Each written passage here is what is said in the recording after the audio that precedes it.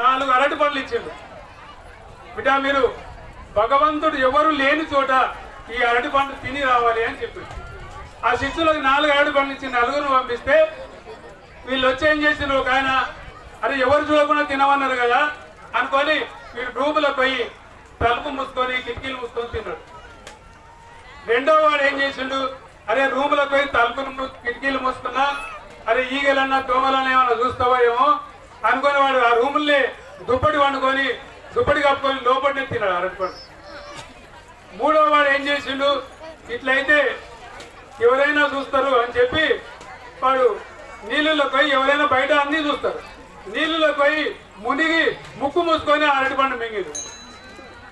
4వ వాడు ఏం చేసిండు, తినకుండా వచ్చి స్వామి దగ్గర 4గురు వచ్చి ఏం మీరు అరటిపండ్లు ఎట్లా తిన్నారు? స్వామి నేను ఎవరు చూడకుండా రూమ్లో పోయినా తలుపులు కిటికీలు మూసుకొని తిన్నా అన్నాడు. నీవెట్లా తిన్నావు? రెండవ అని అంటే స్వామి నేను రూముల తలుపులు మూసుకున్నా కిటికీలు మూసుకున్నా ఏవైనా చూస్తావో ఏమో అని కిటికీల కాదు చూస్తావని నేను దుప్పటి కప్పుకొని తిన్నా అన్నాడు. మూడవ నీవెట్లా తిన్నావురా? నేనేం లేదు స్వామి నేను నీళ్ళల్లో పోయి ముక్కు మూసుకొని మింగినా అన్నాడు. మరి 4వ అన్నాడు నీవేందిరా నీవు అట్టే తీసుకొచ్చినావు ఏందిరా అంటే స్వామి నీవు సంవత్సరం భగవంతుడు అనువున అంతటా ఉన్నాడని చెప్పారు. అందుకనగా ఆయన లేని స్థలం లేదు కనుక నేను తినకుండా వచ్చిన స్వామి అంటే నేను సంవత్సరం బోధించింది నీ గొప్పనికి వంట పట్టిందిరా, మీ ముగ్గురు ఏమైనా అరటి పండ్ల కొరికి పుట్టిరన్న. అందుకొరకు భగవంతుడు అనువున ఉన్నవా అన్నాడు అనుకుంటే ఎవరు ఏ తప్పు చేయరు. కొందరు అనుకుంటారు తలుపులు మూసుకొని తప్పు చేస్తే ఎవరు చూస్తున్నాలే అనుకుంటారు, పైన వాడు ఉన్నాడు. అందుకొరకు భగవంతుడు అంతటా వ్యాపకుడు అని ఉన్నవారు ఏ తప్పు చేయరు. తప్పు చేయాలంటే అంతటా ఆయన జ్ఞాపకం వస్తుంటాడు. అందుకొరకు ప్రహ్లాదుడు తండ్రికి ఆ విధంగా చెప్పిండు. మరి క్రోధం చేత హిరణ్యకశిపుడు నాశనం అయినాడు. లోభం అంటే దుర్యోధనుడు కౌరవులు వాళ్ళు 100 మంది, పాండవులు 5 మంది.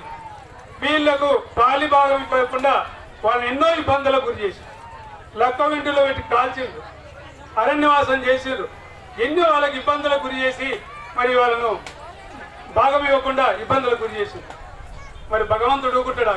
అధర్మం వైపు అధర్మాన్ని అంచాలని చెప్పి ధర్మం వైపు పాండవుల వైపు కృష్ణ పరమాత్మ వచ్చి మరి వారిని దుర్యోధనాన్ని కనువిప్పు చేయాలి, మీరు నాశనం చేయాలని చెప్పి అధర్మాన్ని అనసాలని చెప్పి ఆ మరి పరమాత్ముడు పాండవుల వైపు ఉండి ఆ యుద్ధంలో మరి వాళ్ళని ఓడించి అప్పుడు ఆ భాగం సరిగ్గా తీసుకున్నారు. భగవంతుడు వారి వైపు ధర్మం వైపు ఉన్నాడు కనుక లోభం అంటే అట్లుంటుంది.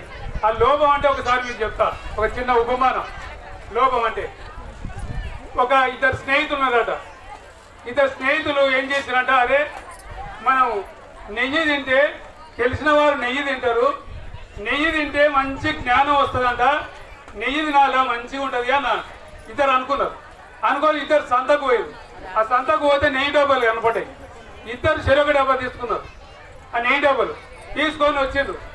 వచ్చిన తర్వాత మళ్ళీ కొన్ని రోజులు కలిసినాక అరే మనం ఆ సంతకు పోయిన 2 నెయ్యి డబ్బాలు తీసుకుంటాం కదా, నీవు ఎట్లా వాడుతున్నావురా అని అడిగిండు.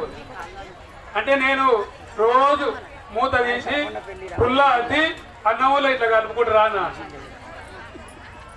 మరి నీవెట్లా అరే అట్లా చేస్తే ఎన్ని రోజులు వస్తుంది ఆ డబ్బా అని అంటావు.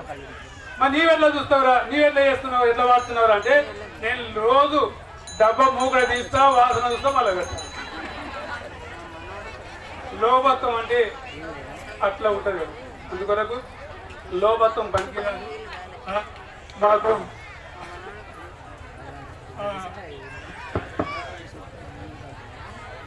లోభత్వం పనికిరాదు. మనం ఈ దేవాలయాన్ని నిర్మాణం చేసుకోవాలని. ఎందుకంటే ఈ మంచి పనికి అందరూ ముందు ఉండాలి. కొందరు అనుకుంటారు వాళ్ళే గొప్పనా నేను చేస్తున్నా